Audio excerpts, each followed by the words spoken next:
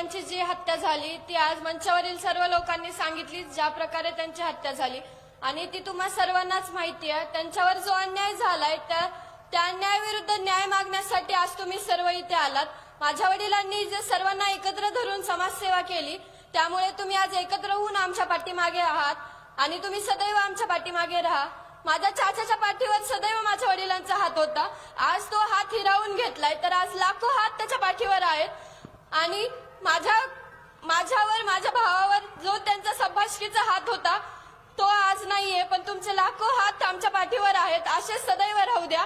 आणि आज त्यांचा जो हसरा चेहरा आहे मी आज या तुमच्या सगळ्यांमध्ये बघते, या लाखोमध्ये मी आज त्यांना हुडकते, पण ते मला कधीच नाही दिसू शकणार। आणि मी मंचावरील वडीलधाऱ्यांना सर्वांना एकच विनंती करते की तुम्ही पण आमच्या पाठीमागे राहा। फक्त न्याय मिळूच तर नाही, तर आमच्या पुढील वाटचालीसाठी सुद्धा तुम्ही आमच्या सोबत राहा। आणि तुम्ही इथे सर्वजण आलात, शब्दच नाहीयेत बोलायला, तुम्ही आज आमच्या पाठीमागे राहा एवढीच विनंती करते। धन्यवाद। ताई, नक्कीच समाज हा पूर्ण तुमच्या कुटुंबाच्या पूर्णपणे परभणी जिल्हा पाठीमागे आहे।